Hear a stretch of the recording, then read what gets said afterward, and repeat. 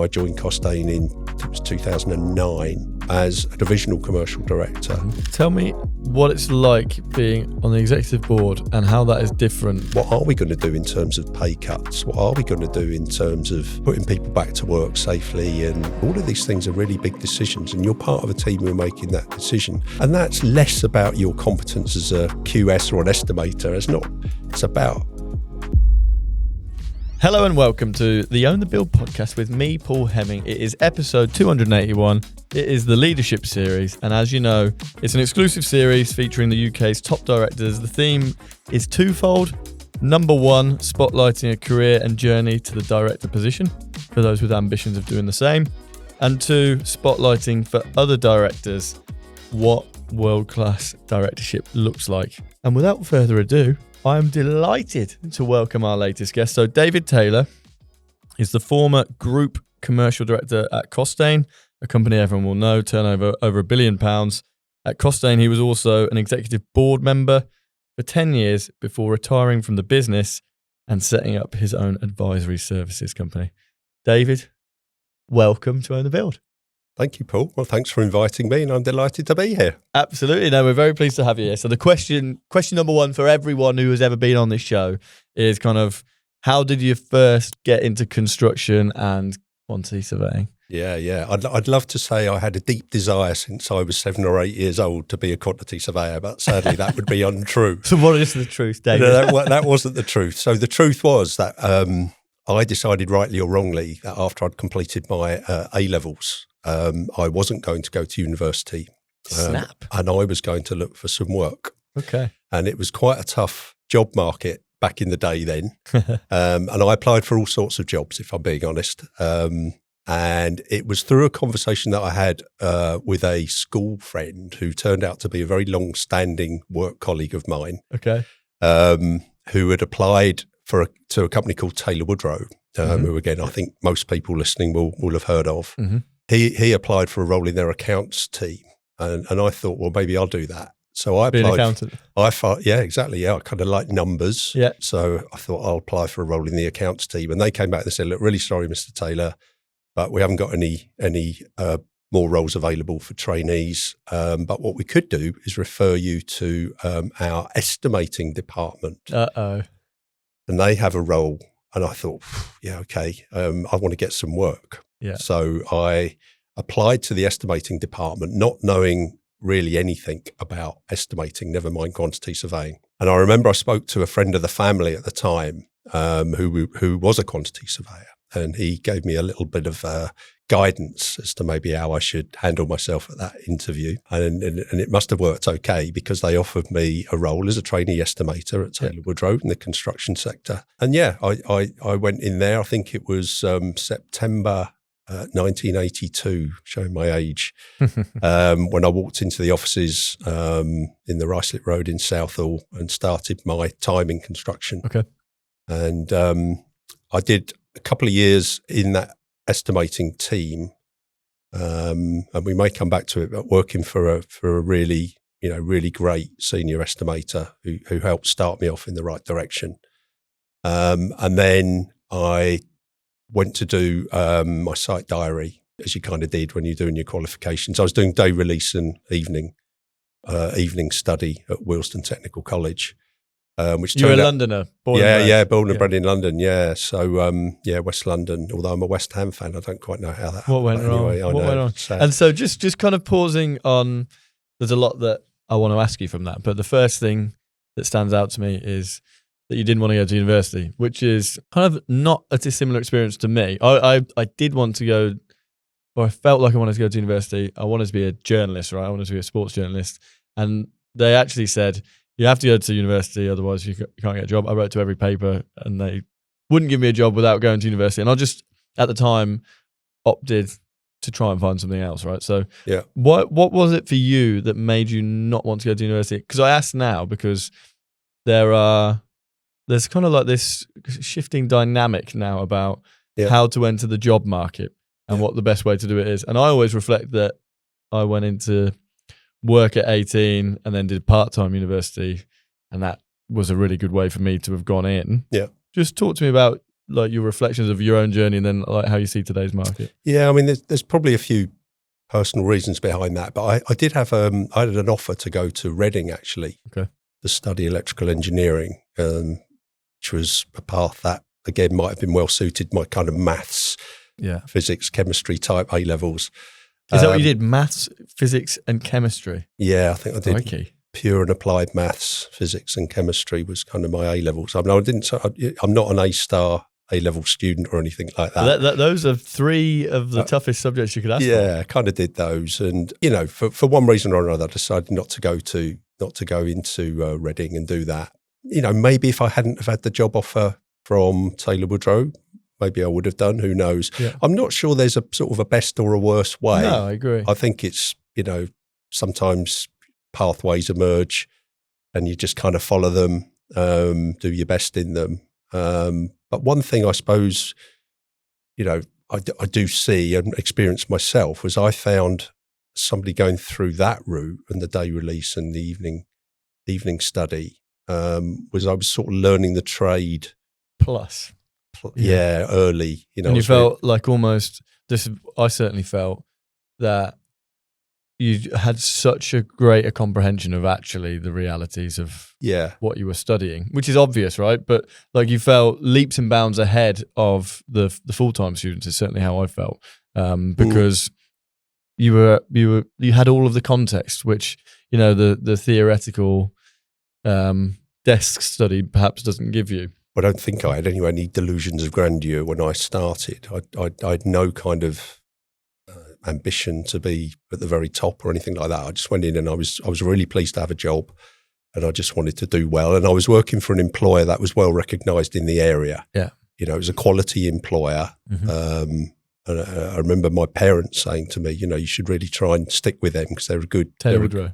Taylor Woodrow, good company to work for. Great. And so, talk to me about starting your career as an estimator, because company that I work for is C-Link quantity surveying platform, E1 estimating platform, and the founder of the estimating platform kind of talks to me about his experience as an estimator and says like he thinks it's like one of the best places that you can start a career in construction, because it's kind of like all of a sudden you get all of the context of a build. Admittedly, you're not on site, but you're seeing all of the packages, all of the risks, and trying to like weave and knit it together and try and work your way through the risks and opportunities. So he talks about it really, really positively as like how it brought him into the industry. How do you reflect on it? Yeah, and I think I said at the outset, I was very fortunate. I was put in an office with a senior estimator who's a really nice guy.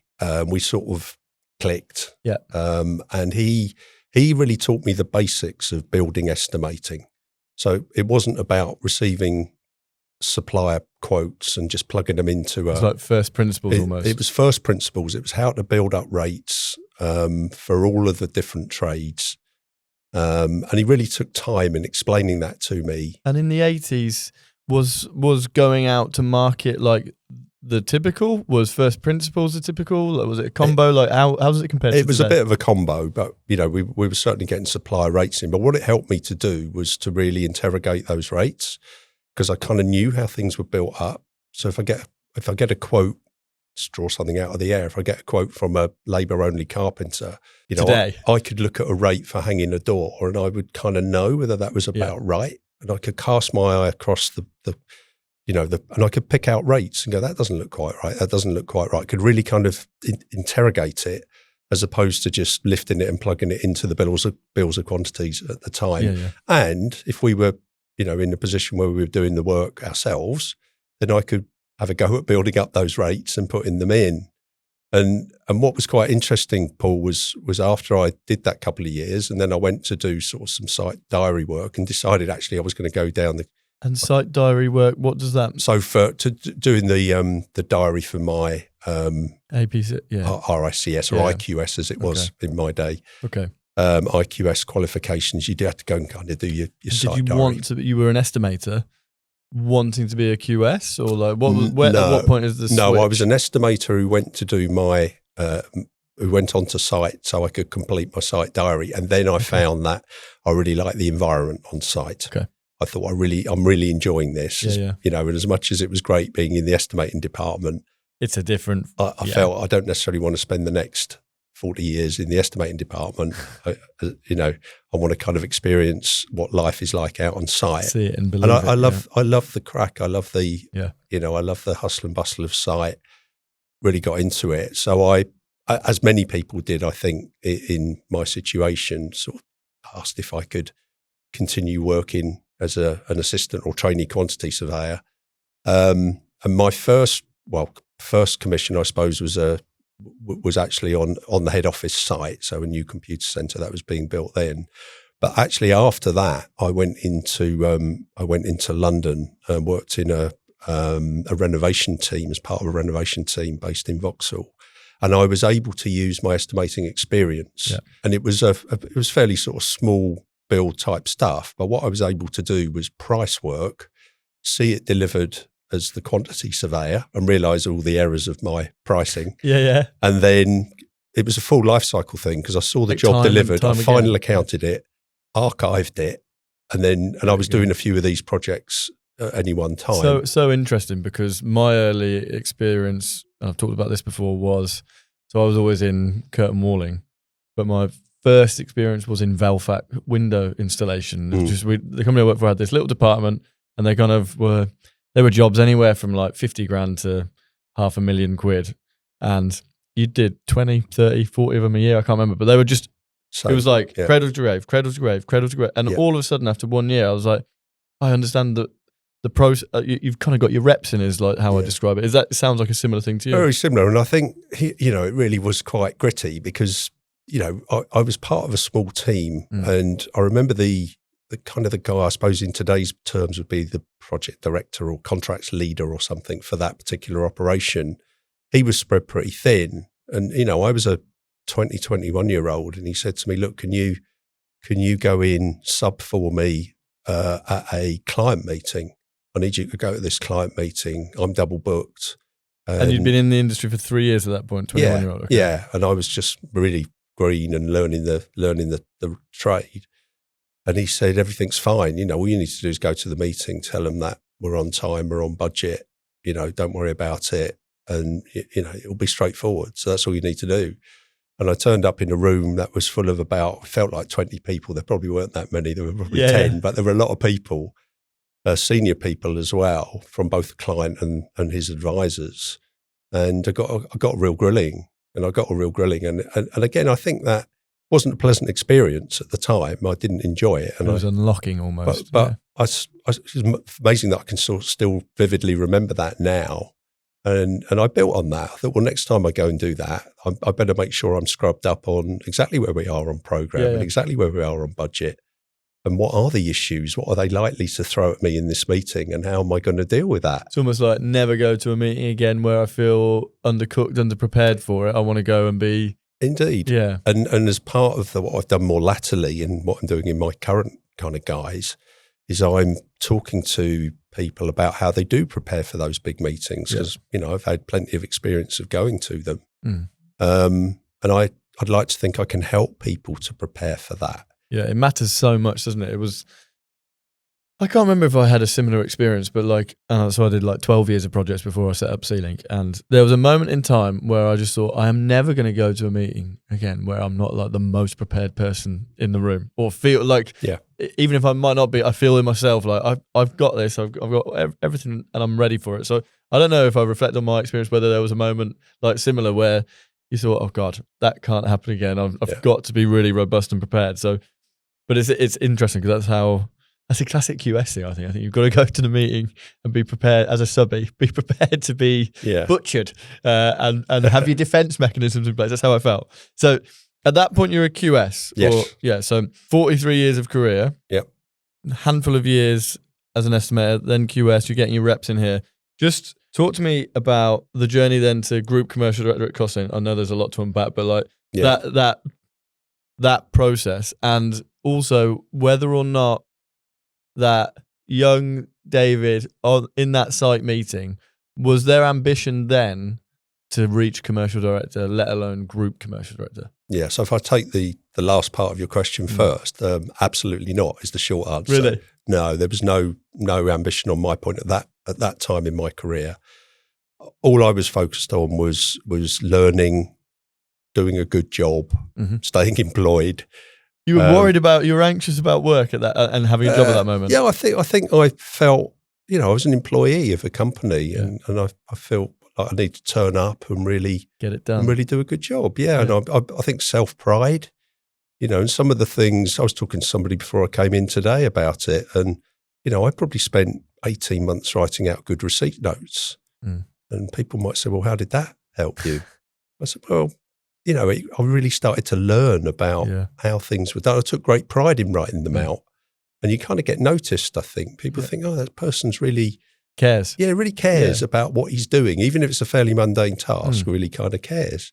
I think I had ambition to progress, but the lofty heights of an executive board director, no, I mean that felt like yonks away. Yeah, it really did. And so take me on the journey then quickly, like over a few minutes, like from that site meeting to I think Costain. So from doing the kind of renovations role, I probably was in that team for 4 or 5 years, and it was great. We really worked well together. Probably a little bit under the radar corporately because of the size and scale of it. So providing we turned over, made a profit, didn't shut down any BT facilities that we were working in, we were kind of under the radar, and we like that. And we like that kind of environment. But then I was given the opportunity to go and work on some other projects, larger projects, generally in the building side. So not civil engineering, I was in the building side. And I went through fairly typical career progression where I became a sort of senior QS, commercial manager. And then I think a real sliding doors moment for me was probably the advent of PFI. Okay. So private finance initiative. New Labour sorted you out. Yeah, this hospital. I remember getting a call. I was final accounting a project, and I got a call from the commercial director at the time. He said, got something come in. Would you like to be involved in PFI? A tender come in or a secured contract? No, we were bidding at the time. So it was First Wave Hospital PFI. And so he said, would you like to be involved? And I said, well, I don't know what it is. I might do, but I don't know what it is. What is PFI? And he said, well, it's a thing called the Private Finance Initiative. And that was a real stepping stone for me because it was complex, it was new. And in the sort of one-eyed man in the land of the blind, I became regarded as a bit of an expert in PFI. Expert. Well, I was far from it, but nobody else knew anything about it. So I was kind of, and what it also did, and this is something I think is important on my journey, is it opened up my network. Yeah. So suddenly I was dealing with investors, I was dealing with banks, I was dealing with lawyers, funders, all of the advisors that are involved in. I nearly said hangers on there. That's all of the advisors who are involved in that kind of process. So that really, I suppose, it heightened my awareness of how important relationships and building stakeholder management. And I talk, again, in my current guys, I talked a lot to people about stakeholder management. We might come back to that. And I went through that First Wave PFI hospital process. That was, over a long period of time. And then I was, as part of a reorganisation with Taylor Woodrow, I applied for a role in the group kind of divisional setup. Yeah. And I managed to get a job there.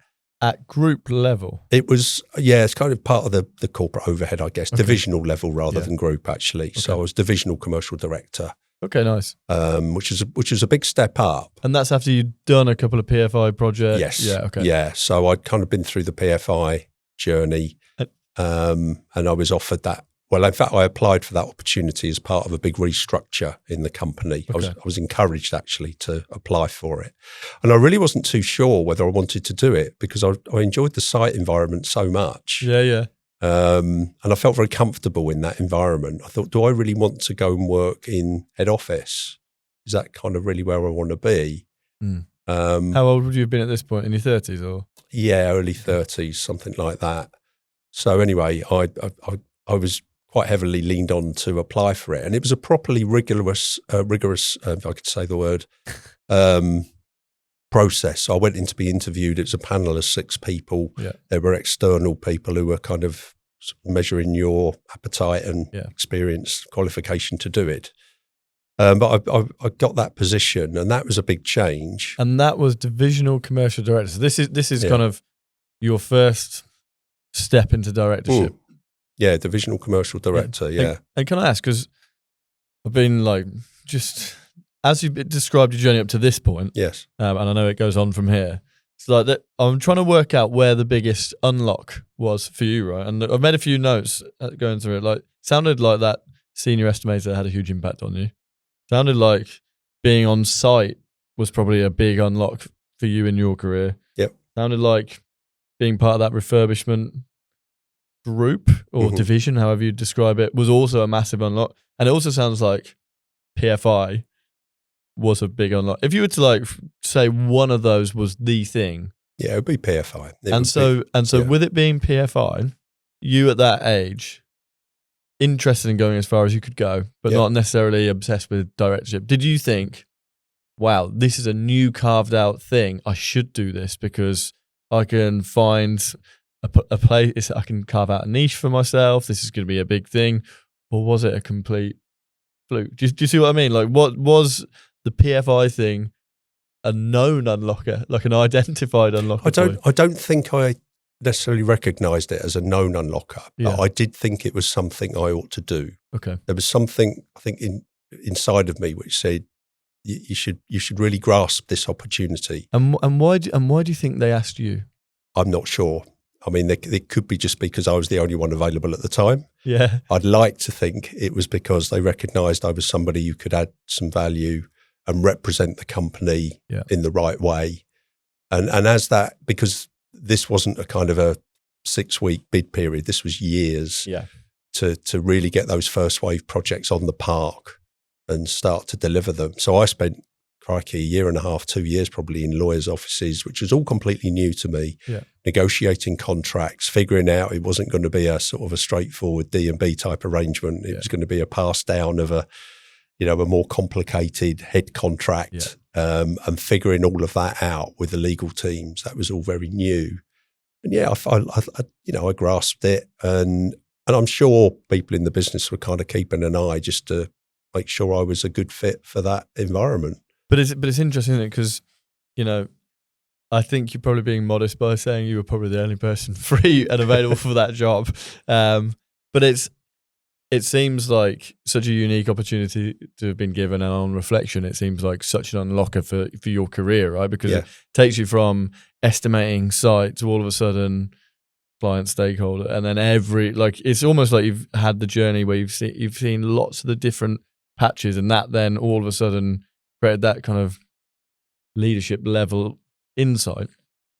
But it's like, the question is, if there's a senior QS should have been, or commercial manager at that time, listening to this thinking, what's my PFI unlock? And it's kind of like, maybe there was some chance about it. That often is the case in people's career, but it was still you that picked up the phone and trusted. So how had you created that niche for yourself? Do you see what I mean? I wonder whether as part of that journey up to that point, I started to maybe establish a bit of a reputation as somebody who could unlock stuff, who could find solutions to problems.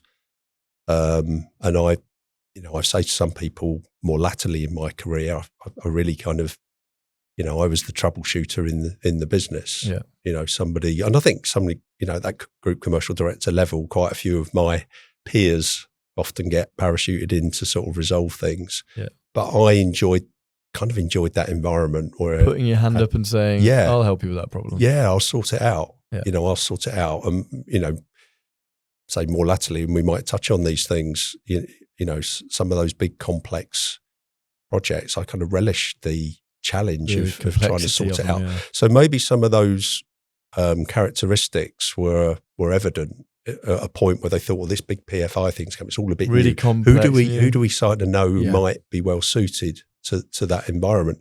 And in some ways, I guess I'm a little surprised that they kind of picked me, because I was quite young at that point, comparatively. Lots of senior, more experienced people in the business. But I kind of got the phone call. It's interesting though, isn't it? Because so seminal in your career, but they did pick up. I can't believe you don't know why. We've got to find out why, David. Well, is there in Taylor Woodrow? We're going to get onto Costain in a minute, but in Taylor Woodrow, was there someone who advocated for you? Yeah, there was. I mean, again, I as I said about the estimating guy, I had many people in Taylor Woodrow, really top quality people, and had a commercial director at the time who was, a strong advocate. I think he used to encourage me, you've got a lot of potential. Yeah. Really should push yourself. And if opportunities arise, make sure you you grab them, because you're probably capable of more than you think you are. Yeah. Which kind of was evident by the fact that, and so you wonder whether actually those relationships that you'd carved out actually meant that when senior level people were having conversation, we've got PFI, who do you think we can do this? Yeah. Maybe your commercial director was saying, this David would nail that. You see, and so those advocates, which you only earn through kind of being the problem solver, putting your hand up, doing more work, and in some ways it's a bit ironic, isn't it? Sometimes you get a higher level of profile in a business when you're dealing with a project that's gone wrong. Yeah, it's not necessarily how it should be, but it quite often is. So were you on any projects that had gone? Yeah, yeah. I was in a day, and I hope this has changed now, but I'm not sure how much. Where but considerable buying margins were taken to win work, considerably aggressive views on fixed price lump sum type work, and you were kind of sent down to do a job. It's got a 2-year program. You're going to have to write a claim. You're going to have to, it was pretty hard-nosed fixed price lump sum contracting type work. But I guess what I liked about it, again, was the challenge. It was like, right, okay, what is my strategy going to be? Yeah. How am I going to try and sort this out? Because I want to try and, kind of almost, you feel a bit like the underdog. They're not expecting me to turn this round, but I'm determined to try and find a way. 20-year-old. Yeah. But if I'm talking to an experienced project manager, which I was at the time, saying, look, I'm really sorry, but we can't afford that level of prelims. We're going to have to find a different way. We can't afford 3 foremen. We can only afford 2. Yeah. I'm not sure whether we, how can we do it? How can we organise ourselves so we can work within the budget? Yeah. And that was, again, at a time when, sometimes quantity surveyors were told to go back in their office and count the beans and but I was determined that I was going to start. And again, you build those influencing skills. How am I going to convince this, You've got to build a sphere of influence as well, haven't you? Yeah. And like in a business, in a project, like just generally. It's interesting because so many of these leadership conversations they rhyme. And the bad project thing, I've heard that on multiple occasions doing these interviews where actually because it's kind of, you're getting 2 things there, aren't you? You're the one saying, I'll help on this bad project, which is like, I care, I'm invested, I want to be part of the solution. And also the bad project has a spotlight. And so you're kind of naturally elevating your position within the business to a position where people know who you are and what you're doing because of that. So there is another big kind of stepping stone, which is probably worth referencing, which is more in my Costain sort of. So take me to Costain then, from your from Taylor divisional Woodrow. Commercial Director at Taylor Woodrow. Taylor Woodrow, yeah, and I did that role for quite a number of years. Got to the point where I was UK Commercial Director for Costain. Yeah, been there 27 years, and then the company was acquired by Vonsi. And I was very much part of that transaction.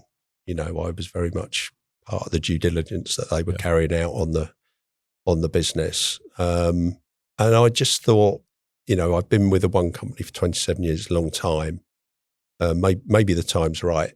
If the opportunity is there. Was it hard to leave at that point? Yeah, it kind of was. Yeah. I was really heavily invested in the business, but I thought, we're going to merge with another big organisation. They're going to have their own ways of wanting to do things. Maybe now's a good time to have a look outside. Yeah. And the opportunity came. I contacted a couple of people that I knew in Costain, and they said, "Look, there is something here if you want it." And I joined I joined Costain in, I think it was 2009 as a commercial director, as a divisional commercial director. Mm-hmm. But that was at the point where I kind of decided that I really wanted to have a shot at the group commercial director title. Why? I think I just had a level of confidence at that point. From the transaction and being involved in that? Yeah, probably from all the experiences I'd had in sort of Taylor Woodrow. And I thought, yeah, I should push myself. And so how do you set about arriving at a new company as divisional commercial director with the target of group? Like, what was your strategy? So my strategy was pretty straightforward, really. I said, good. I said as part of the interview, Yeah. That's my ambition up front. And were you saying that to the MD, like the group CEO? I was saying that to whoever I was in, so the MD, the HR director, and the group commercial director. I was going to ask, was the group commercial director there? Yeah. And we might, I think in our conversation before this, Paul, you talked about succession, and I'll come back to that. But he was delighted that there was somebody there who had the ambition to do that job, because he was at a point where he was going to retire at some. I thought it might be a bit sooner than it was. But anyway, come on, mate. yeah, come on. Where are you going to go? But he was great. I mean, he was absolutely fantastic and a big character in the Costain business. But it's interesting, isn't it, though, just pausing on that, like that you'd almost feel like, oh, maybe I shouldn't say that my ambition is for group commercial director to the group commercial director. But actually, for him, it was a bit of an unlock. Like, definitely. Yeah. Okay. It starts to paint the picture. And of course, there's no guarantees at that point. Of course, yeah. And one thing I was determined to do when I joined Costain was to not rely on the connections that I had, which were senior level connections at CEO, FD level. I didn't want people to think I was coming into Costain just because I was, their mate or something. Wanted to come in and prove myself to the Costain business. And I joined what was at the time the building division. It's called something different, but the building division in Costain. And there was a lot of trouble to shoot at. Okay. And therefore it kind of played into my strengths in a way. I was able to go in and start cleaning things up. And showing people how I was going to do that. How did you, what do you mean showing them how? That it wasn't, you didn't necessarily have to have a formal dispute with somebody to resolve it. You could, through negotiation, through forming the relationships, trying to step through it, and I've always had this kind of talk about commercial foresight, try and visualize how's this thing going to finish up, and what are the steps, what's the pathway that I need to explore to try and get to that. Really interesting. Talk to me then about commercial foresight, because my career much shorter than yours, and I was a subcontractor, but there's a moment in time in my career where I was the person that they would go to with the problem project, and often there'd be like just almost a non-existent relationship between the two commercial teams, subcontract and main contract in our case, and you'd be painted this picture of, this is a dispute, we're not, this is going all the way, and you just kind of would quite often think, why? Like, is it like we can build a relationship here, and it's much easier being the person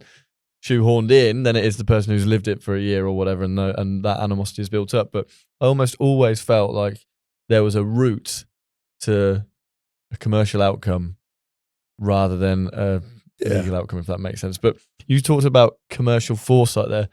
Like, how do you summarize what you mean by that? I think it's this visualization piece for me. It's kind of thinking, where are we actually going with this project? Where's it going? Yeah. What's the evidence? What are the signs? It's really kind of trying to understand where the project is. And the count. Yeah. And, are we doing the right things? Are we, trying to secure our entitlement, if you like, in the right way? Yeah. But being realistic about what that entitlement is. That's an important piece. Right? And I think when I joined Costain, one of the after I came out of the building division, and the company decided actually strategically not to really go down that pathway anymore, but to go down the civil engineering pathway. And a lot of those jobs were target cost type jobs, and they still are now. Costain still do a lot of target cost type work, and there are benefits in doing that for sure. But the mantra I've again tried to speak to the commercial team about is, you've got to approach these things in a lump sum fixed price way With because that the mentality, client yeah. budgets are not infinite. Mm. You know, if the client budget is being bust for whatever reason, that's a problem. That is a problem. Yeah. However strong our entitlement might be, If there's no money there. don't just think we're going to get our money back because the money's not there. Yeah. So we need to do things earlier to help the client to work within that budget rather than just, you know, take on board the variations knowing that the budget's going to be bust. Yeah. And I think that was quite different for a lot of people who'd worked perhaps through a period of time where clients maybe did have a little bit more latitude on budgets. They certainly don't now. I never experienced that. They certainly don't now. And it's rare, but, you know. I came in 2008. So from minute one, nobody had any money. No. But just talk to me about like the word strategy, right, and being strategic, because I think that what I'm getting from you is that whether you were brought into a problem project in your senior QS days, whether you were looking to become the group commercial director when you were already commercial director, and strategy seems to be a word that kind of keeps on coming up. Yeah. And defining a strategy, and then you talked about articulating the strategy. I'm going to tell everyone what I'm going to do. Yes. Now, I often found that, and I only started doing this at the back end of projects, was I would think, right, what is my strategy on this job? Like day one, what's our strategy, right? But that came to me after a while because you'd end up you just kind of, in the early stages of your career, maybe you're thinking, I'm just doing a project, it's going to play out. And it's actually like, who is this client? What's the contract? What's the context? What are the commercials? What is my strategy? Like, do you approach projects whether you started on them from day one or day 300? Are you always thinking, what's my strategy through this project? Yeah, absolutely. Yeah, I don't think many people are. How are we going to set it up? And again, some expressions I've used more recently was, I want projects to really start well. Mm-hmm. Let's have a fast start on this project. How many projects have I worked on where we seem to be behind program from day one? Yeah, you're always playing catch up. Yeah, how can we ensure we have a fast start on this project? Sets a different tone, I guess, right? Set it up right. Let's get the design to a point where it actually is ready to properly procure work. Let's employ or engage suppliers earlier to make sure that we've got everybody lined up. And, it's easy for me to sit here and say that. I know it's more difficult to do in practice, but I think if you start with the intention of that mindset, how are we really going to try and get ourselves set up in the very best way? And no project is perfect. It's never going to run entirely to plan. That's just not but I think if you just try and get your ducks in a row to start with, and the same if I, was parachuted in and come back to PFI, when I joined Costain, and this is relevant to my journey as well. Yeah. There was a big waste to energy project that was really, struggling. And I think there were quite a few in the industry at that time. It was kind of one of those projects which were, incredibly difficult to complete. And I was asked if I would go and try and sort that out and lead the resolution, not as commercial director, but as kind of leader of that. It was Europe's biggest PFI. It was a big piece of work. And that was the most complex thing that I've had to deal with. And one of my concerns, incidentally, about being asked to do that, apart from being flattered to go and ask to sort it out, was I didn't want that to compromise my journey to being group commercial director. You thought you might just get deviated and pulled away. Yeah. And I thought more strategy again, though, right? I'm going to move to a different geographical area. I'm going to be kind of a little bit out of sight. And I remember our CEO saying at the time that this is just yet another opportunity to cement your position as the next group commercial director, because this project is so high profile. And so problematic. So problematic. You are going to be in front of the main board regularly providing updates. You're going to have chairman attention. You're going to have everybody all over you. This is the thing. So if you're plotting your career now, there are moments to put your hand up for the bad job, right? Yeah. Because in some ways the natural instinct there is, I'm going to be off over here.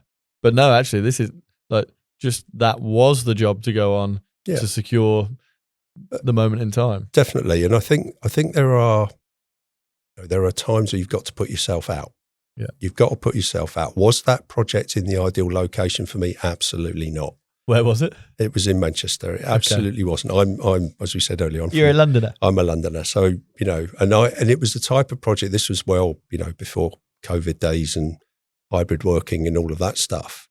But I thought I need to be up there at least 4 days a week. Yeah. I'm not going to be there 2 days and trying to do things remotely. Yeah. I'm not going to do that.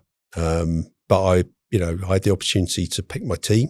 Mm-hmm. Who are the people you want around you? I set up a kind of we called it a war room. I'm not sure if that's appropriate nowadays, but we set up a little room with, the people that I'd asked to support me. And you got it sorted. We knuckled down to it. Yeah. And we got it sorted, but it took years of work. Yeah. And so taking the step then to group commercial director. Yeah. Tell me what it's like being on the executive board and how that is different being group commercial director to divisional commercial director, or what's different? Yeah, I think, listen, the divisional roles are your leaders at that level as well. But I think as group commercial director, you're part of an executive who are running that company. Yeah. This isn't about you knowing the NEC back to front or something. I mean, it kind of helps if you're group commercial to know your contracts and everything else.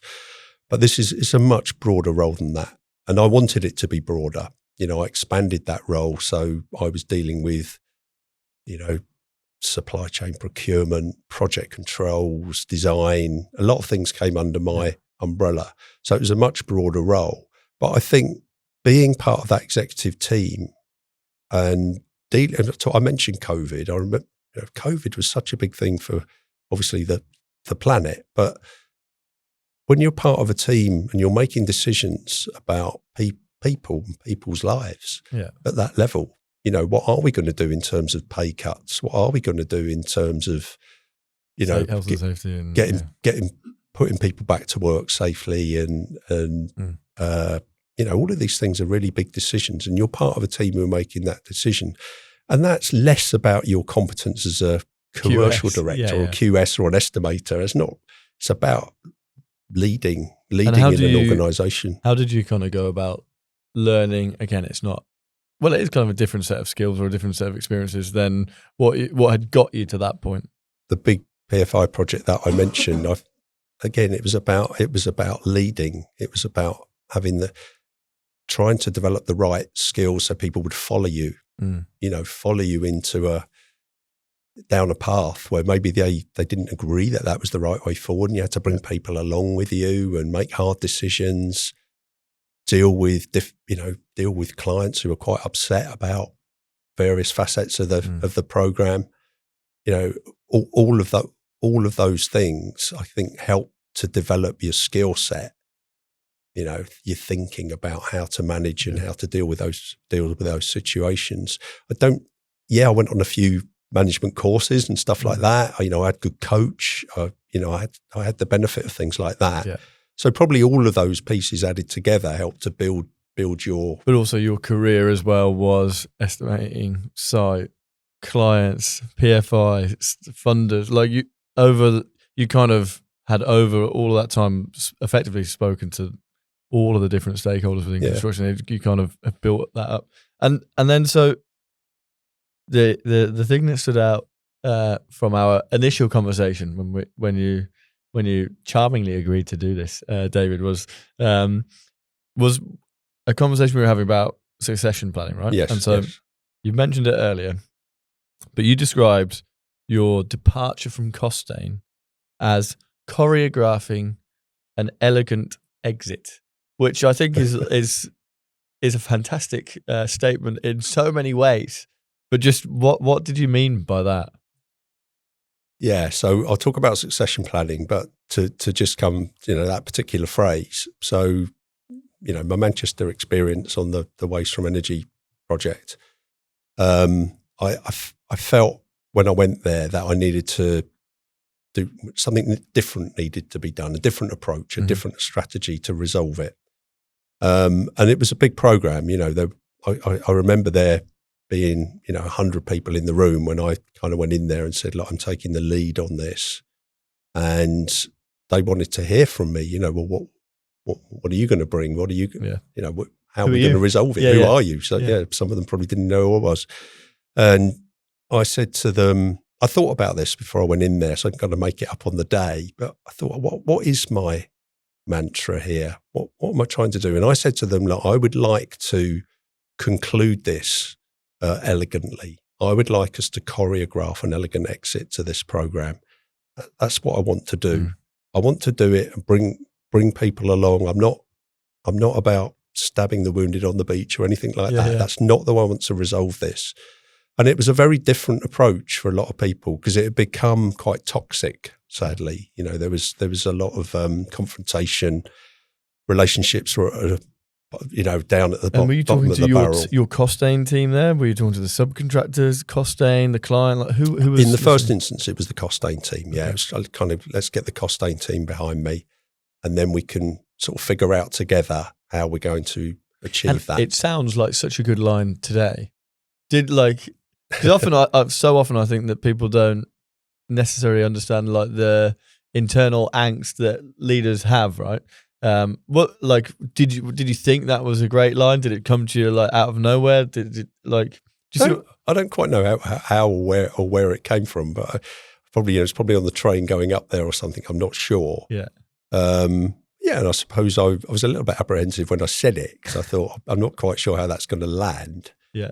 And maybe I should have done a little bit more testing because well, it worked. That's always a good thing. It worked so well that you then used it again. But I did. Yeah. And I thought, when I come in, bringing it in up to current day, I suppose, a couple of years before I was going to retire, I thought I really want to do this I wanted to do this with a degree of style and elegance.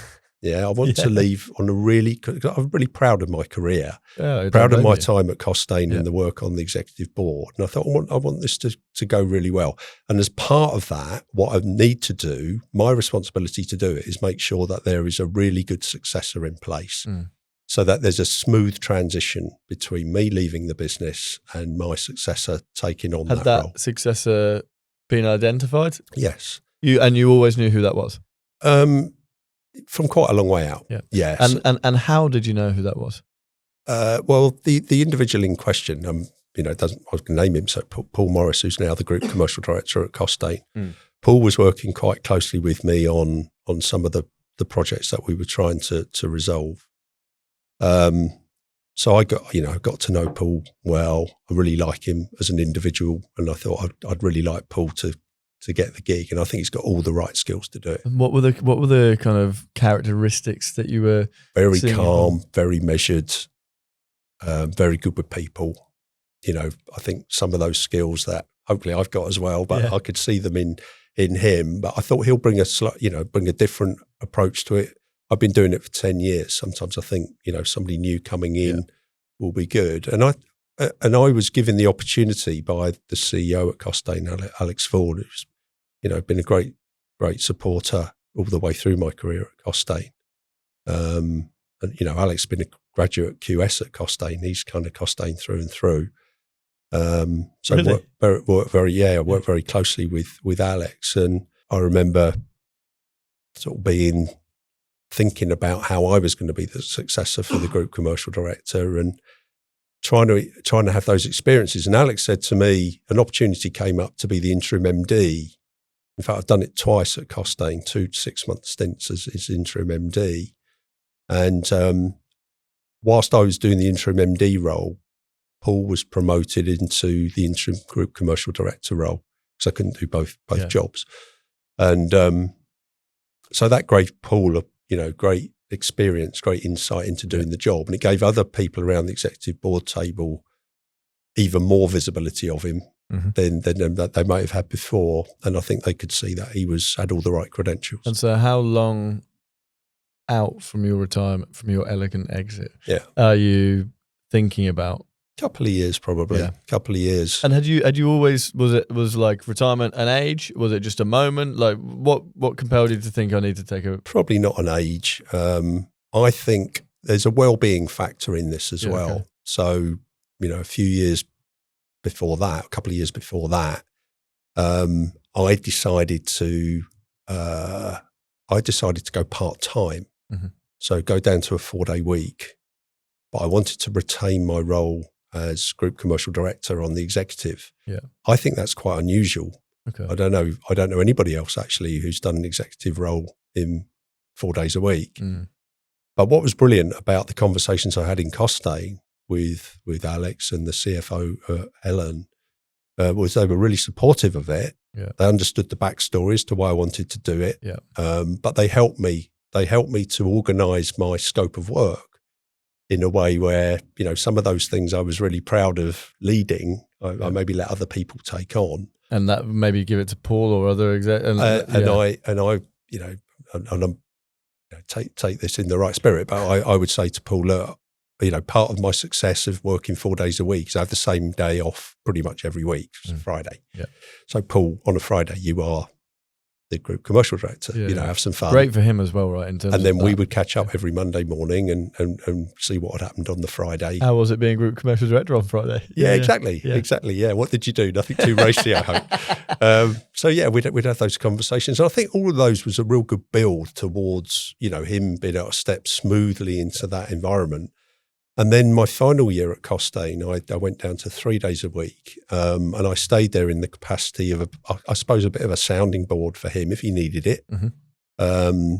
I could help with some of the other things that maybe weren't top priority, just try and help sweep those up a bit. And I felt that worked really well. Yeah, it sounds like a really nice and neat transition in terms of, it's almost like for him, a day a week.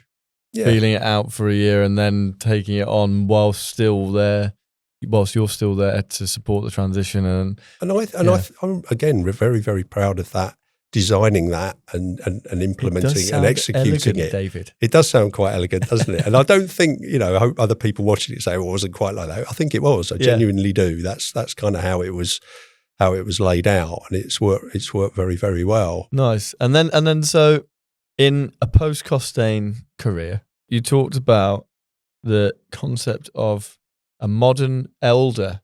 Oh gosh, the modern elder. Yeah. Talk to me about what a modern elder is and why it's interesting. So the modern elder, short version of that. So I was given a book to read by somebody I've been working with, which was called The Making of a Modern Elder, Wisdom at Work. It's written by a guy called Chip Conley, who you'd never believe is American. It just doesn't sound American. I know, it's at unbelievable. All. So Chip Conley, modern elder, and I read this book and I thought it really kind of resonated. Mm-hmm.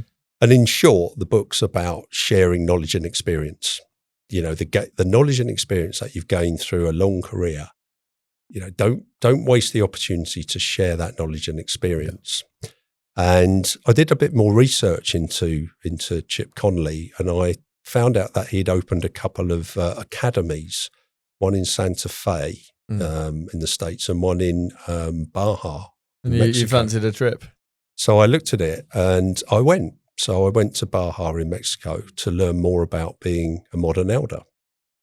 And this was something I, you know, paid for myself. It wasn't sponsored by Costain or anything. It was me deciding that it might be a good thing to do. I'd never been to Mexico. It's like another stage of your career. Right? Yeah, and it was a wonderful experience. It really was, spending time with people there from all, you know, I was the only one from the UK. I was the only one from construction and engineering. So spending time with 14, 15 other people from different places in the planet who had all had different backgrounds. Must have been amazing. It was amazing. And it fueled my desire to continue working. A lot of my friends group thought I was mad. You know, why are you continuing to work? You've kind of done the hard yards. You know, enjoy it. Go and play some more golf, or go, you know, whatever you do in retirement, go and watch Heartbeat on a Thursday afternoon. And I thought, do you know, I still feel I do love Heartbeat, but well, yeah, there are. But I thought there's still more I can give. Yeah, and I want to give it, and I want to give it to the industry. Through sharing knowledge and experience. And as I'm doing at the moment, actually helping a couple of SMEs. Mm-hmm. I've always been passionate about the supply chain. And you know, I like to help good suppliers try and be even better. Mm-hmm. So if I can, you know, share knowledge experience with them. The one criteria I suppose I have got, Paul, which is proving a little difficult, is I don't really want to work more than a couple of days a week. So it's been a bit selective about what I do, who I do it for. But the basic backdrop is, how can I share my knowledge and experience?